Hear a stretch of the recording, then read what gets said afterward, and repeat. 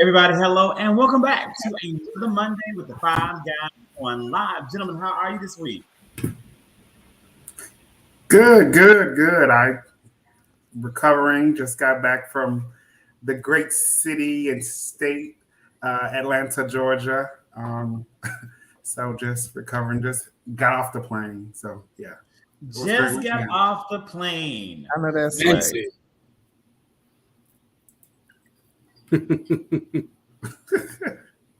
Fancy. Having a great Sunday fun day in y'all city. Okay. Oh, you don't say. You don't say. And that is the title of tonight's show, because a whole lot of things that we're saying that you don't say. And one of the things that people are saying that maybe you don't say, hey, Deb, is you don't say gay. The Don't Say Gay bill passed in Florida has now made it to the desk of Governor Ron DeSantis, where he is very likely to sign this bill into law. Zach Thomas, as an expert in the field of diversity and inclusion, what do you say about this? So as we know, we talked a little bit about this last week on the show, the Don't Say Gay bill.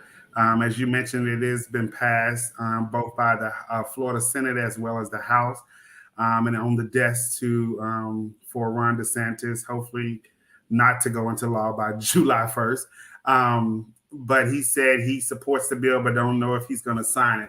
Just to give a little background on the bill is about kids, kindergarten through third grade, talking about like sexual orientation and sexual identity. And as I was reading the articles and as well as some of the legislation, of course, I totally disagree because kids are still just learning and identifying who they are at that age. But then I just thought about, I could see why some people could think, oh, kindergarten through third grade, do you really, and I'm not an educator in kindergarten through third or elementary, are you having those kind of conversations in the first place? So this is what it means. If I am a child and I have two same-sex parents, we're not allowed to talk about my parents, but you can talk about yours. You can talk about your mother and father, but we can't talk about my two mommies, or we can't talk about my two daddies. And so you're not allowed to explore that with me. If someone bullies me as a kindergarten through third grade student because of having two parents, or because someone calls me gay, or someone calls me a sissy, or someone calls me a name, the teacher can't talk about that. It's illegal and criminalizes the concept of doing so. The critical time for a child's growth and development of their self-esteem will not be allowed in the elementary space from a principal, counselor, teacher, or social worker, or anyone else. So that's why this law is so detrimental, and the impact can be so harmful to children when it's unnecessary to do so. Even more detrimental is the fact that this is not an issue. I have never heard of this being an issue. There's no curriculum in the world that teaches this, but you're not only making a political issue to divide America further, the Republican Party, but you're causing what could be irreparable harm to people's mental well-being. That is a bigger issue. It's an assault on families and on the family unit, and that's a problem. And I just want to say, for the record, let me get big when I say this. If y'all didn't know, Jesus had two daddies. Jesus had two fathers, okay? One on earth and one on heaven. So you got a problem with that? Take it up with the Lord. And Jesus probably saying, now how I get in it? See, I ain't even did nothing. He made it. Jesus made it. Well, the whole family made it, and he paid it. He paid it all. I was sucking along with you, family was on the spectrum because they had Mary in there too now. So, that's another element of the family dynamic that needs to be recognized. Very accurate, Zach. You know what? I'm curious to see the analytics behind how many same-sex marriages with child K through third grade parents, like how many was that percentage in the state of Florida? And also on the second note about, the bullying aspect or what have you, from the person or the child that may be, identifying themselves as a part of the LGBTQ plus community. If the bully is the one that's saying, you gay and, all these slanderous terms that, are used against those, would that be backlash on the bully? Because now they're saying the word. So would that ultimately hurt the bully? And you get what I'm saying? Like, I'm trying to see, but no, just realistically, just based off of what is written in the law or what have you, you can't, K through third, you cannot say this word. But if a bullier is saying, "Are you gay? You gay? You this because you gay? Are you a F word? You a F word? Da da da da da." They're saying it. He's not saying it. She's not saying it. They're saying it. So what are the repercussions and consequences for that child and those family members? So I wonder how that looks. But then also to that case, like even with kids really like at a young age expressing themselves through their clothing. And as we know, I know there were some books that came out with my son or boy wants to be a princess or something at a young age. I think there's a book out about that. But then like parents let their kids dress up how they ever want to identify. What role does that play at a young age? And talking about that, since gender is not really discussed or gender identity, it's a social construct. And I think that's what we should be teaching people. It's a social construct that we put labels on. What's masculine, what's feminine, what's this, what's that, what's right, what's wrong. And so I think it needs to be discussed at a young age. In the United States of America, 16.6 households are same-sex households, 16.6%. So it's actually larger than what I would have thought. And in the state of Florida, 13.3% of households are same sex, two parents the same sex in the household. And so that was what I was able to just Google. I'm not certain what new census numbers would indicate. You would think that the number would be higher now, but very likely because the census was so poorly done under the former president of the United States that I don't know if we can give any credibility to the census. Well, the students and the people of Florida, the students in Florida have been protesting this heavily, and they have been coming out, in large numbers to protest. So it will be interesting to see what Ron DeSantis actually does. So, I don't think, and Deborah, I don't think that teachers discuss it. I don't think it's something that is discussed. It's never been discussed. It's never been an issue. And that's the whole point. This is like CRT. It's not a real issue. It's not happening in schools. This isn't in anybody's state standards. What this is nothing but an attack on the humanity of people who are LGBTQIA+ to make them feel and to know their place in society to be less than. And not only that, but it's also being done to show younger people that if you do decide that you identify as a member of this community, you too will be less than. Understand this. Generation Z's most recent poll, and it came out last year in the end of the pandemic.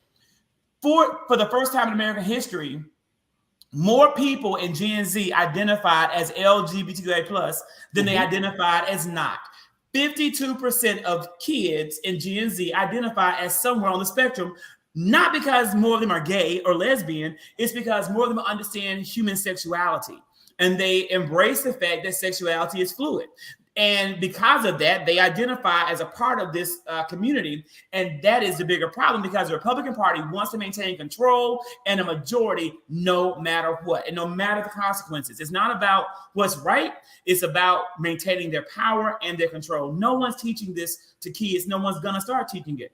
But teachers should have the right to address it in their classrooms if it comes up in a way that is respectful and in a way that is appropriate. And this law takes that away from those teachers. I think it's a matter of future casting. And I think that bigots see where we're headed as a society, and they see that there are more pushes for us to look at, more social issues more critically. And so this is an effort to get ahead of that. Like, I read a statement saying we don't want you injecting this into our kids. But the really problematic part about it is that you still send a message that it's not okay to be gay. This is something that's not okay to talk about. And I think that's the larger issue. No one is teaching kids to be gay. If you're talking about the history or, historic moments that LGBTQIA plus people have made, or if you're talking about history that people of color have made, I think it's important that we still give a holistic picture of what's going on in American history and just in society in general. And I think that there are a lot of people who do want to silence that and keep it from happening. So it's not shocking, but we've never, like Zach said, we've never taught kids about sexuality. And then they say that you can't talk about sexuality or gender identity, but kids are, socialized in terms of gender identity from the moment that they step into the classroom. And so what you're really saying is you can talk to them about gender identity and sexuality as long as it's not outside of what you deem the norm. So it's problematic all the way around. But there's even before that, they're talking about gender identity when you have your gender reveal party. When you're talking about pink or blue. That's a little different though, because I think the goal of the bill is to give the parents the right to monitor when and how that happens. And what's going to end up happening is that they're going to continue to create little gremlins that come to school and pick on boys who might be more effeminate or girls who might be more masculine than their other, female counterparts. And so it's really tough. It's really sticky. And I think that, like I said, it's just an effort to seize the progress that we have been making. We're going in the wrong direction, period, in regards to these types of conversations. It's really easy to talk about every letter in the LGBTQIA plus spectrum and really give kids an understanding of what these terms mean so they can be informed. Right. Additionally, while we're putting laws on the books that stop kids from talking about human sexuality and gender identity in elementary school, we need to be putting laws on the books that mandate appropriate sex education in the 21st century. I saw a TikTok yesterday, and I've been actually seeing quite a few of these TikToks about young people becoming who are now identifying they're HIV positive, there's nothing wrong with it. We end the stigma around it, but the reality is in 2022, this is avoidable. And with more education around it, it's something that could have been avoided. It always has been. I'm not saying it hasn't, but there's a lack of education, even teaching around this right now, and it's becoming a situation where being dependent on antiviral medication is the norm. That is like an expectation for people. And again, people are using different platforms to deal with their issues, and where it's humorous, and I get all of that, but the fact that this is becoming a very normalized situation where it's like, oh well, I'm going to just be on PrEP for the rest of my life. This could be avoided if people have real sex education.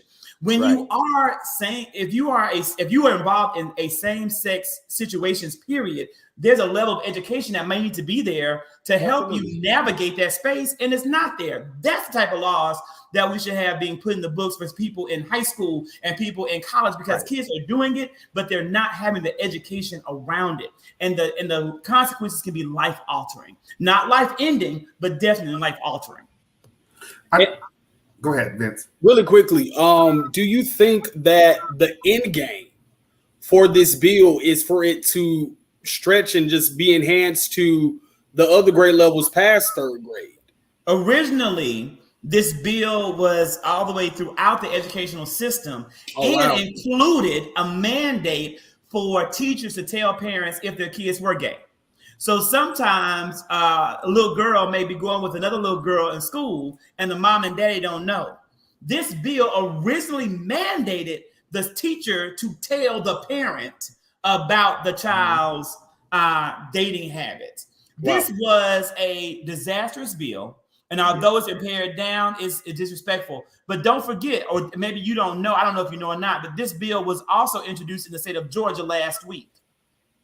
And it's also looking at several bills introduced in Tennessee, Indiana, Oklahoma, and Kansas as well. So it's growing, and and that's what happens once this bill becomes law by Governor Ron DeSantis and the deplorables of Florida. Is going to set a precedence that's going to sweep across the nation, and again, that's how it works. It only takes a spark to get a fire burning that will tear down human rights for all. And if you don't see this is coming for you, don't. Again, there were white gays in this country who turned a blind eye to CRT because it didn't affect them. Now It just affected those blacks. And so again, they let those sparks go, and now they're having their little house put on fire too, and vice versa. So it's going to come for you. The Republican assault against all minorities and marginalized people in this country is on the way. Be prepared for it. Don't say gay. Don't say take your tail to work. Kim Kardashian, Don't say gay, and don't say take your tail to work. Kim Kardashian came out last week in an interview with Variety Magazine, and she said, you people who want to look like her and get your butts injected, you people that wear her makeup and focus on her life don't want to work hard enough to be like her. This was presented in the group text by who? I think, was it you, Darius? It was me. Yeah, it was. Darius, tell us, when you don't say gay and you don't say work, what did Kim Kardashian do? Okay, so Kim Kardashian, soon to no longer be West, had an interview along with her family for Variety for Women's History Month. And she said that y'all need to get off your effing asses and work. And it seems like no one wants to work these days. And of course, this did not come without a great deal of backlash, because if anyone knows Kim Kardashian's history, then you know, one, how the Kardashians have gotten their claim to fame, and how Kris Jenner has really pushed them into the limelight and kept them in the limelight. How did they get their claim to fame, Darius? How did she work? Like this. If you just type in Ray J, Kim Kardashian, and you'll see what the search results return.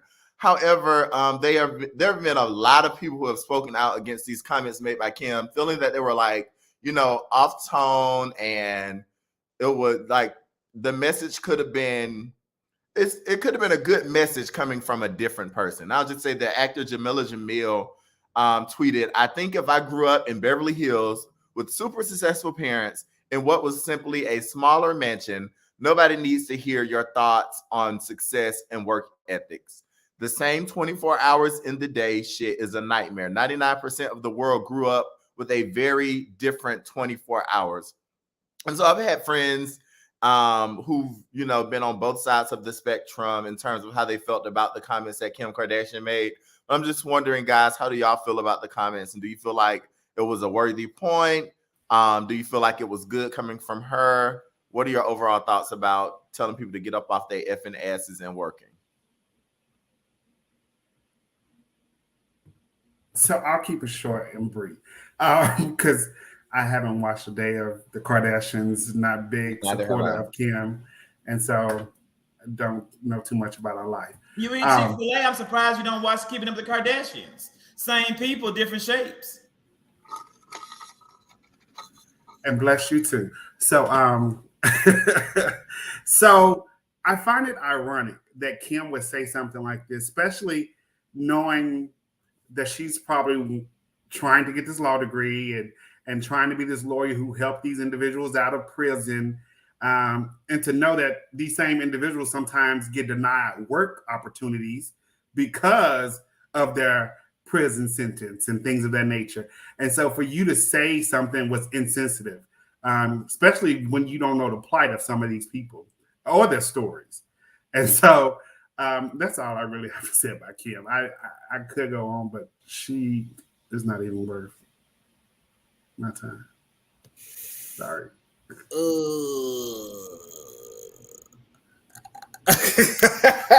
I know, Vince. Get it out.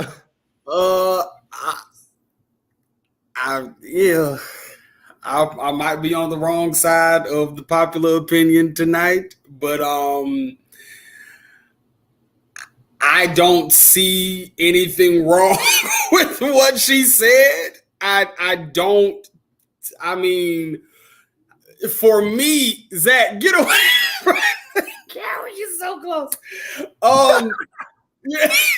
For me, I think that she was saying that to a specific demographic of people, equating to people that adorn and love and follow her. There are many people, I know many people on my timeline, many people in my phone that are wanting to be influencers, that are wanting to be celebrities, that are wanting to, well, all I need to do is get 100,000 followers on Instagram and I'm good, but don't want to put in the ethic behind what it takes to be a public figure, celebrity, whatever that looks like in your world or what have you. And because I know these people personally that literally can just thinking this, taking a selfie and posting is going to get them 100,000 followers overnight or what have you, and they don't have any ethic, they don't have any passions, they are literally just existing, doing day to day, yada, yada, yada, yada, yada, but they have this expectation, and this is a real thing, y'all. They have this expectation to become the next Kim K or overnight social media star just like that. And I mean, that's honest. And I think that there are a lot of lower ended millennials, hella Gen Zers that she was speaking to. I don't think that she was speaking to people that are, working hard from their 9 to 5 and, doing the jobs that a lot of people find uncomfortable or disgusting or, single parent home and, all these things. I don't think she was speaking to that. I think she was speaking to the people that really just want to be microwave popcorn, overnight success and do nothing, have low expectations, but want the world. And that there is a specific group of people, hopefully, Darius, you can attest to this, or as if knowing some possibly, that think like that. And I mean, that's what for me, I'm just saying, like, I don't know. I didn't see anything wrong. I didn't think it was tone deaf. I thought she was real. A lot of people do need to get up and work. Everybody I know gets up off their effing asses and go to work. But Darius don't know somebody that don't want to work. Well, I mean, I'm not saying like in your immediate group of friends. I'm just saying considering our generation, though. I mean, what I'm speaking about, this group of people that exist. Age. Well, you should have said me too. But that those group of people that I'm talking about, they exist. Yeah, me and Darius, we the same age. But do you think the message? Those people exist, and they needed to hear it. As Darius mentioned, maybe it was the messenger, because somebody who is privileged the messenger. as Kim, I don't think that should be given a message like that.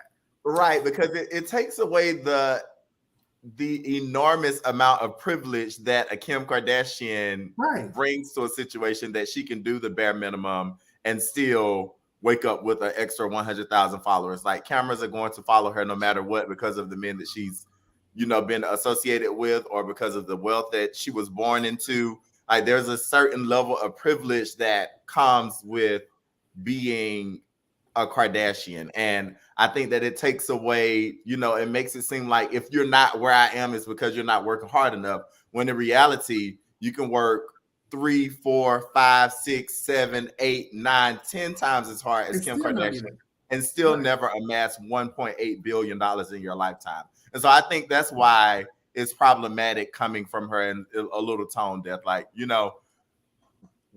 on the other side of the coin, she has also criticized her own sister for not wanting to work. And so it's like, two sides of a coin. Like, at least she's consistent. But at the same time, just shut up, Kim. Like, we didn't need to hear this from Kim at all. Kim could have just sat there and, did anything. We need to hear this from her. Kim doesn't know what work is, people. Like, that's the thing. When you are born, and you can't help that, right? Like, I don't fault her for being born to a family with a mom who was a flight attendant and married up, and then a father who was a famous attorney for O.J. Simpson. I don't fault her for that.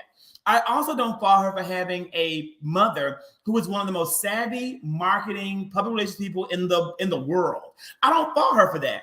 But I do fault her for her level of judgmental ignorance to think that what she does as a social media influencer who has built-in buy-in is equivalent to what a teacher does, or what a janitor does, or what my mother did for 45 years as a factory worker in a sewing factory.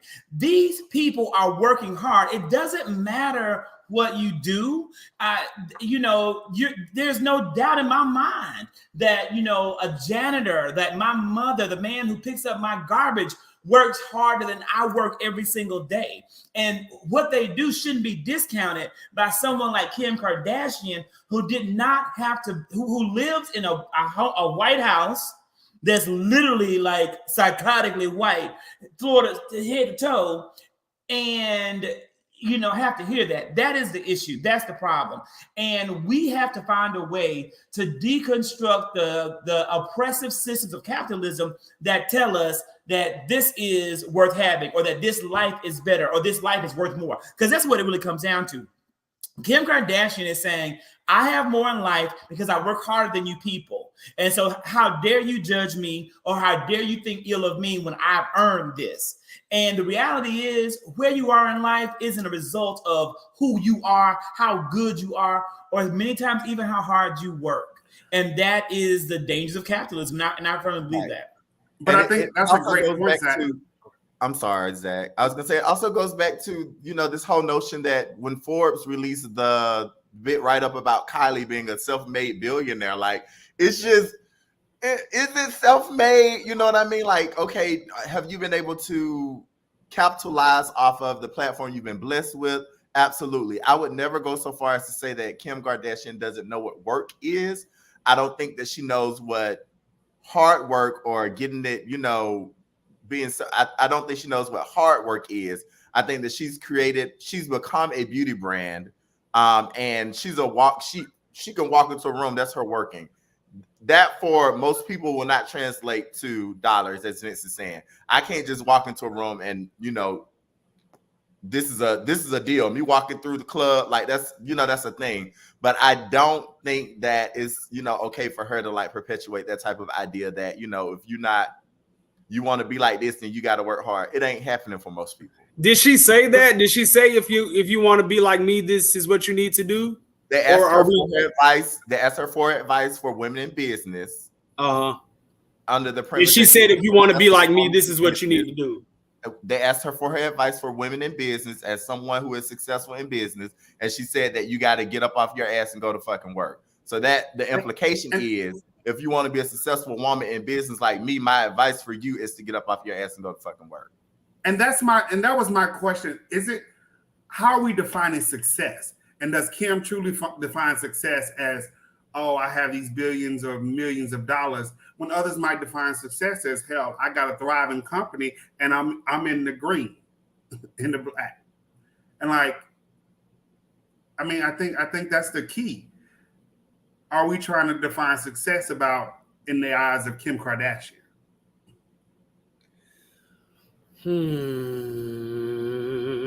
You on mute. Again, I think somebody said, Deborah said, and what did she do besides Ray J?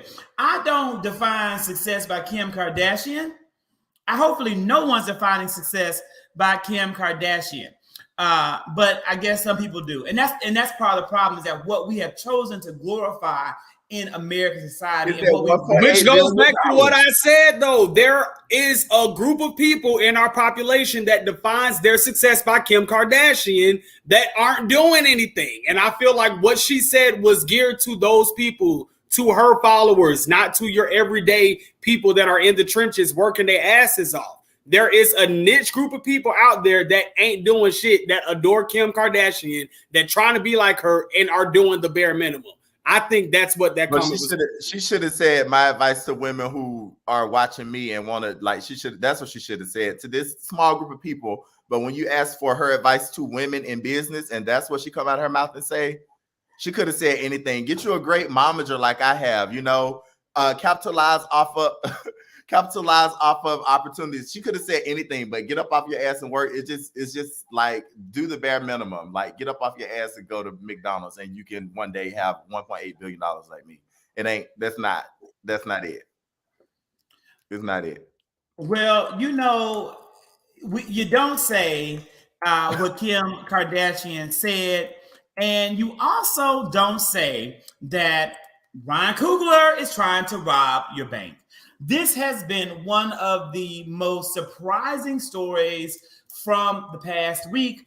We found out that the director and producer of Black Panther, the man who brought Wakanda to America, was arrested handcuffed. He was handcuffed and detained, publicly embarrassed at a Bank of America in Atlanta after trying to withdraw money.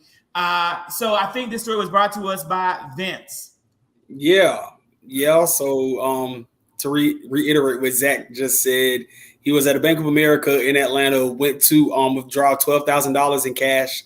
And on the bank slip, the withdrawal slip, on the back of it, he wrote, I would like to withdraw this amount of money. I'm paraphrasing. However, could you count this, or could we count this, in a private location? Don't want to have everybody to see my money, so on and so forth. And that apparently, I think the bank teller said that her stomach started churning and turning, and she felt uncomfortable. And when she went to go start handling the money, that's when she called the cops. And when the cops came, it looked like a scene because there was a car in the front of the bank that was, running. And then they walked in, and you see the guy with the mask and the shades and the hat, and just, the optics definitely didn't play in his favor. But I do want to propose this subject to the guys, or the topic rather, to the guys. I mean, what do you make of it? Do you think that this is a banking while black type situation, or is this like, does Bank of America need to do better training and sort of update their company policy? If a person is withdrawing that large amount of money and you feel uncomfortable as a teller, should you maybe have your manager do that? I don't know what that looks like, but yeah, I mean, I hear a lot. A lot of people are like, well, he needs to withdraw his money and put all his money in the black bank. But then all the tellers in that bank were black. The media did make it a point to announce that. So this Black wasn't people like need to read. Okay, this woman clearly didn't even know who Ryan Coogler was. No, for real. Think about it. This bank teller did not know the name Ryan Coogler because she is clearly living under a rock. Well, so, I'm under that same rock. I'm under that same rock with her because the name didn't ring a bell, but what followed did ring a bell for me. And for me, like what he said exactly was do it discreetly. I've been in the bank and I don't have nowhere near $12,000 to be taken out one time, but it is very uncomfortable for me to be leaving the bank with any amount of money where the teller just counted it out loud in front of everybody, and it's okay, sir. That's gonna be $5,000. How would you like that back? You want that in, like, you know what I mean? So right. I understand completely that this was, a situation where he wanted it to be done discreetly because no one wants to be carrying around that much cash in the first place. The second thing, there are so many different transfer apps and things like that you can use in 2021, 2022. I don't see why you need to go and get that. Well, I guess you can't send that much money a day. There are you can't. Anyway, either way, at the point that she verified on his ID that his face was the name on the ID and that he had that amount of money in his bank account, should have been done with.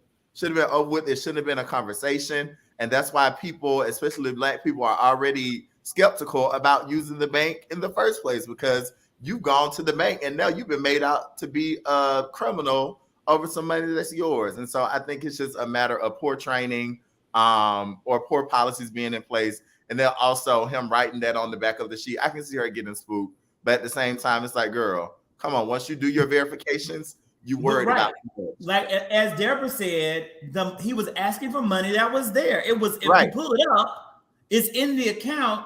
Give this man his money. You don't have a right to keep my money. Give my money.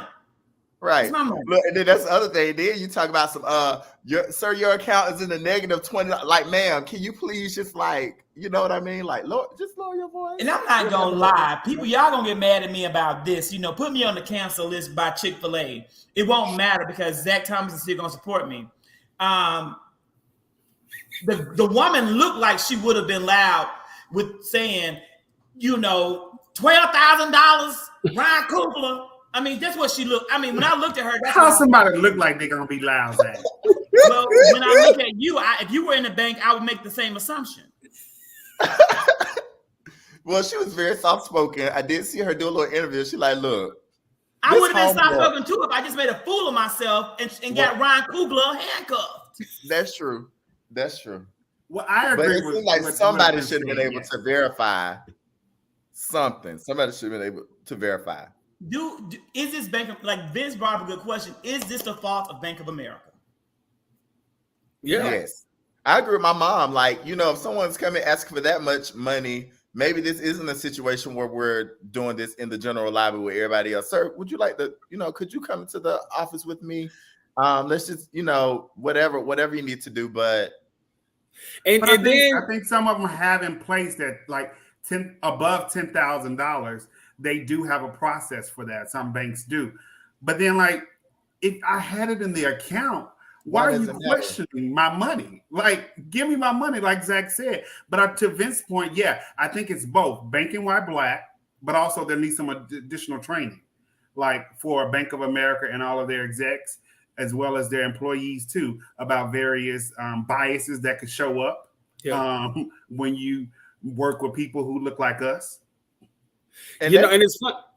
But even to your point, Zach, just the perception of it all is what bothered me, because it's like, you know, he came in with the mask and the hat and dark clothes. We in the pandemic. Some of these banks, masks are required. Who isn't wearing a mask and a hat and dark, comfortable clothes when they come to see your bank? I guarantee, especially not in Atlanta, I guarantee you that is not the first black man you don't see look like that since 2020, however long you've been working at this bank. That looked like Ryan Coogler. He looked like an ordinary person that you would pass in the bank at any given moment. Now I'm gonna have to be. I was in Atlanta. Nobody had a mask on, so maybe that's why she was scared. Oh, please, Dad. Oh, please. So stay in DC, okay? Stay in DC. Nobody had a mask on, but maybe that's why she was scared, because he still had a mask on.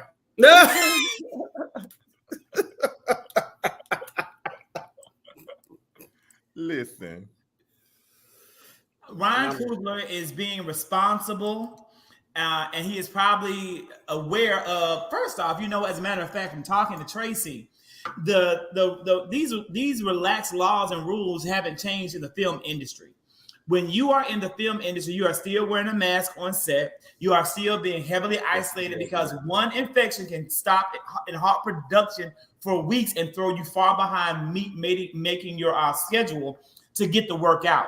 So, you know, they're still being tested every day. They're still pulling people every day who get positive results. So all of that is still happening. Ryan Coogler is, you know, he's in the business, so he's not concerned about these basic, let me not with my mask and live free. He is trying to ensure that he is not falling behind on the work that has to happen. And again, you know, I think that, you know, and again, you can clearly see the people in the bank didn't have on masks. The officer arresting him or handcuffing him, rather, didn't have on a mask. So he was being cautious and taking care of himself. I do blame.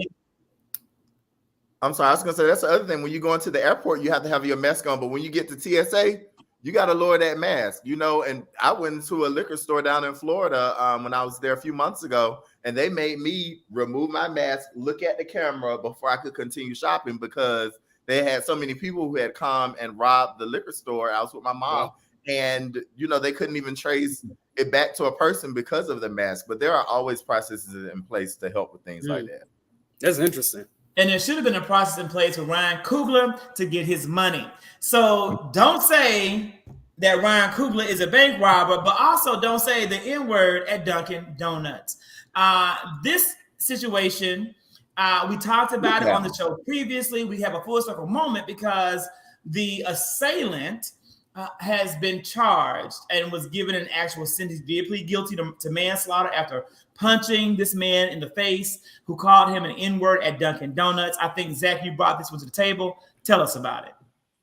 So yes, a black manager at Dunkin' Donuts in Tampa, Florida, fatally punched his 77-year-old old white customer last year. Of course, the customer is definitely a regular customer, but he was upset on this day with the service, and so he parked his car from the drive-through to come in and berate the staff. And so the manager asked the staff to call the police, and then he proceeds to talk to the customer. The customer proceeds to use racial slurs.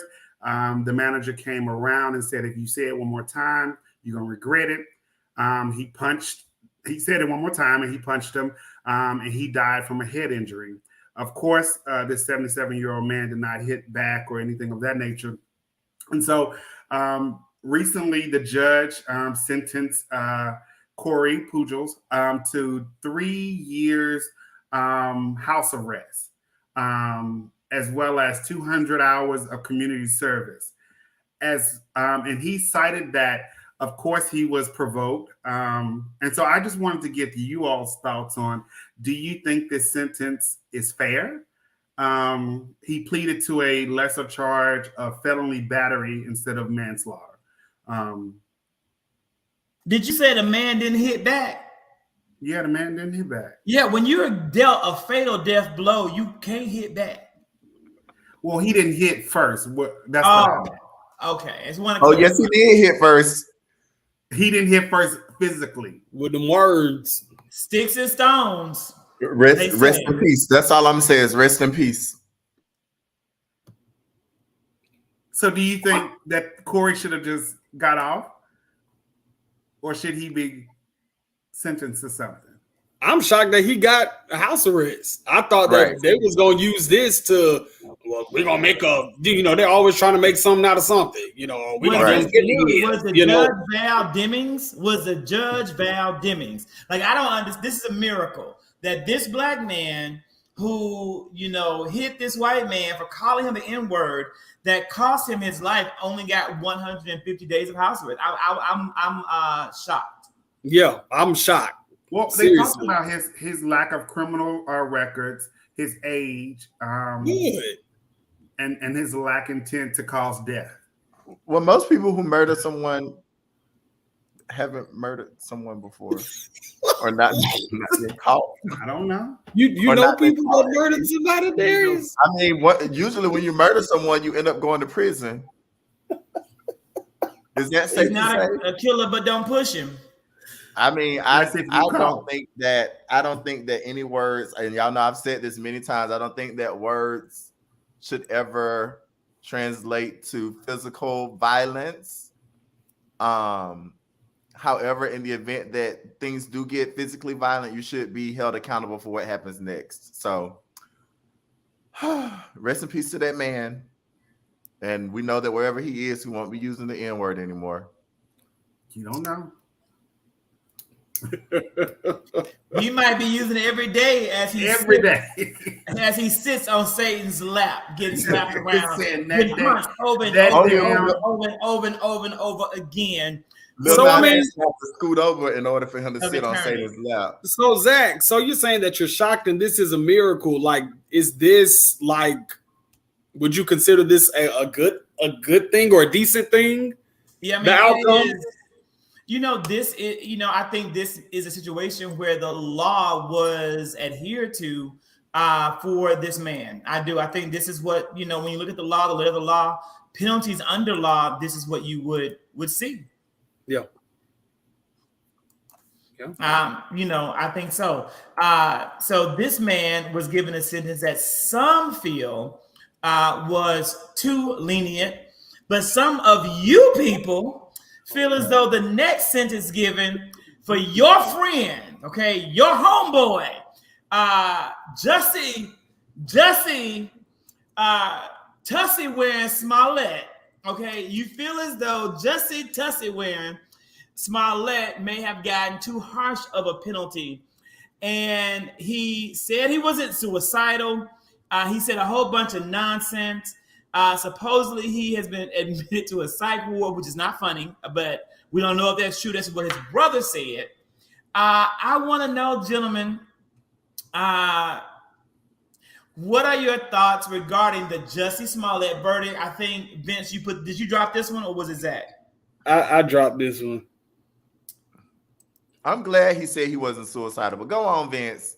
I'm not laughing at the subject. I'm just imagining the caption between the black guy sitting down and the lady, like what they probably looking like, oh shit, here you go. Like just their facial expressions are taking me out. I'm sorry. Oh my God. Okay. No, Vince, you're right. Like, take a look at this picture, people. I need y'all to look at this. Look at this lady right here. I'm gonna go over. And she's literally like, oh Lord, right? Here she go again. Yeah, that's how she told her under advice of legal counsel to shut up. But Jussie got to get up here and run that mouth. You know, she says that. She said, I done got up off my effing ass every day to work for you colors. and then he like, girl, stop. Yeah, I mean, we could just jump on in. First and foremost, look at him. Or I'm sorry. Look at them. I don't know. Is that I'm going to be appropriate with my pronouns. Look at them saying them. Well, I don't know if it's a man or a woman, so I'm saying I'm going to be appropriate with my pronouns. I don't know. First and foremost, I can't believe it's been 3 years since this case. Like 2019, 3 freaking years, y'all. Like this saga has been going on. So that definitely, just threw me for a loop. One thing that I was glad to say, because when we first talked about this, we talked about this a few times, but in one of the moments that we talked about it, I was very passionate and adamant about the fact that he needs to pay back the city of Chicago the money that they used in them hours to investigate this man. And the judge did make that a part of the sentencing, that he does have to pay $120,000 spent on the investigation and another $25,000 fine.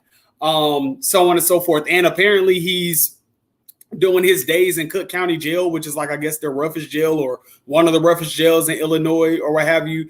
And I mean, that's just like if you saying you about to send me to Alcatraz or Rikers, then I'm sure you would jump up and, shout and scream and say whatever you can to sort of divert yourself from going to hell on earth or what have you. But yeah, let's jump into it, because going on 3 years, I'm sort of tired of it by this point. But go ahead. What y'all got?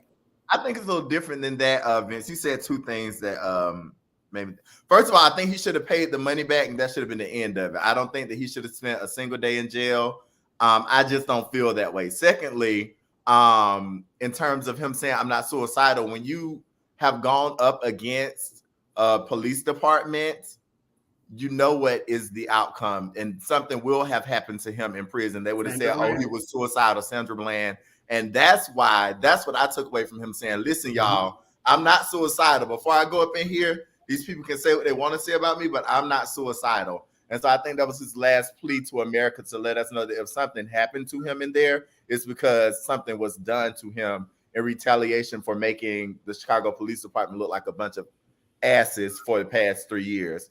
But in terms of spending jail time, Karens call the police all the time, making up lies, and not nary one of them have spent a day in prison, in jail, paid a fine, done none of that stuff. So if this is going to set the precedence for what people who make false reports do, then great. If it's not, then save it, because they just want to make an example of this black man who made it Make America Great Again thing, who, called out Trump and made him look bad, who called out Chicago Police Department, made them look bad. That's all this is about, and nothing else. This is not about justice being served. You say he called out MAGA and made them look bad. He was saying that they were the people who allegedly attacked him were saying "Make America Great Again," or they were wearing whatever the situation. It was 3 years ago. I'm a little whatever. But at the end of the day, this man has lost any viable career opportunities that would come his way. He has, spent all this time fighting this case, spent a lot of money. He's going to pay these fines, whatever. I just don't see the need for him being behind bars for this, unless we're gonna go back and lock up everybody who's ever been proven wrong in the reports that they've made. I agree, Darius. I agree with you. Definitely. But then also I want to add, why aren't we holding the people who was in on it accountable? These two. Because they confess. I still think it's more to it. This is the law. What's right? Like these people took a plea deal because they confessed to being a part of a conspiracy to commit a crime. And they testified against him. And so that's what happens in the plea agreement. Now, I know that you people watch enough of this Law and Order and SVU and SUV. I was and watching TV, it right before you called me. and I've never seen one episode of any of it. I've never watched it. CCIS or any of it. But here's the thing. Here's the thing, people. Like, I think that this is what the judge said, right? That judge looked like a mop head Steve Bannon. Yeah. He said, as Deborah said in the condescending soliloquy, he sat down, he put a lot of heart and energy into writing this long statement out like he was Shakespeare himself, because he knew it was going to be heavily scrutinized and looked at. But at the end of the day, if Jussie Smollett would have owned up to what he did, and if Jussie Smollett would have shown remorse around the amount of damage done and the expense done, he wouldn't have gotten discharged. In addition, I want you guys to also recognize the fact that this wasn't just about the crime, it was also about contempt of court. Jussie Smollett was held in contempt of court, and that added to his sentencing because of how he acted a fool through the process. Right, I'm sorry, you're right. Yeah, Deborah. It was disorderly conduct. So Jussie Smollett made a fool of himself and a fool of everyone who looks like him and loves like him repeatedly. I want that. Go to jail, Jussie. You have embarrassed multiple communities with your antics, your semantics, and your theatrics. Well, people act like that when they know that, when they feel like they're right. Or they're the victim. But my thing is, do you feel like he's right? I feel like he's the gay Tupac. The gay Tupac made it up. And I want to say for the record, Tupac Shakur was a Gemini, Jussie Smollett, Gemini. Ooh. So good analogy, Darius. Wait, that was something he said. I see it's a joke that went over all of y'all's heads, but that's what he said. No, I'm pointing out the fact that these are all Geminis. So is Kanye West, so is Donald Trump. When the case initially launched, that's what Jussie said, that he was the gay Tupac. That's why I made it. That's it. That was all. That was all. I don't know. What's the end game? Like, what was the whole point of him? That's why I say I feel like it's still more to it, Vince. I don't know. Right. What is the point? Like, what did you want to happen? Like, in a perfect world, like if they did not investigate you and this actually, like, went the way that he wanted, Jussie Smollett thought he was going to be a hero of activism and a victim of some heinous crime that would have catapulted his career to the next level post-Empire. That's what he wanted. That was the outcome. That's clearly what I could see happening. But instead of this catapulting his career, it tanked his career. And now he's sitting where he belongs with other criminals. Yeah. You're so nice. Oh, wait a minute. Oh, my God, Zach, I forgot. You're a Gemini, too. I have forgot. Y'all Gemini something else, boy. Not too much, Vince. Not too much, Gemini. Deborah, I need to watch that clip of the brothers on the Roland Martin show. I did see on social media, people were saying, I wish I had siblings like the Smollett kids because they are really rallying behind their brother. So this is my thing. If he innocent, I'm riding for mine. If he innocent, what makes him innocent? What makes him guilty? Vince, you know darn well that man ain't innocent. No, I'm talking about from the brothers' perspective. If they know something that we don't know, what piece of the story that is apparently not out or got twisted or misconstrued or whatever, like what makes him not innocent? Where? Because it seems like the fact that Chicago Police Department worked with those brothers and got them plea deals, there's a lot of room for speculation about what they told them in order to get them to sign that plea deal. And we know And we've heard about Chicago politics as well as in the police department. Okay, well, it's been a great show. Okay, don't say it's time to go, but lo and behold, it's sure enough time to go. Are we gonna get a Black History fact tonight too, or are we just not caring about Black people? Because it's been a rough week for Black. Kim Kardashian told you Black people to go to work. Ryan Coogler got arrested while being Black. Justice Smollett is going to jail, and Blacks are mad that he's going. Two of y'all on this live. Do we have any Black history to end on a high note? Well, on this day in 1838. Oh, 1838. Blacks protested the denial of the right to vote. There was a mass meeting held in Philadelphia to protest the action of the Pennsylvania Reform Convention of 1837, which denied them the right to vote. So we've been disrupting and pushing back for the past however many years. Y'all do the math. I ain't got time to do that right now. But and it's crazy because we're still having to fight for voting rights in 2022. So let's just remain encouraged and let's encourage. Don't say we've made it. Don't say we've made it, because we're still climbing the mountain to get to the mountaintop. To go out to the polls and cast that vote that they've been fighting for the past 200 plus years. Jesus. So also here, so we're gonna take it to the after show. We're gonna talk about Tom Brady, your favorite football player, returning to Tampa Bay. President Barack Hussein Obama, your favorite president, testing positive for COVID-19. Tekashi 6ix9ine, your favorite rapper, saying that he's broke and can't sustain his lifestyle. We're also going to talk about the horrible and sad, tragic news that Tamar Braxton's favorite sister Tracy has transitioned due to cancer. We're going to talk about your favorite talk show next to Wendy Williams. You people love her so much. The Real being canceled, as well as a new uptick in COVID-19 cases in China, resulting in a lockdown, something that would never happen here because you let your COVID hang loose. Everybody, thank you guys so much. We will see you next week. Join us on Instagram for the after show. Not hang loose. I'm so sick.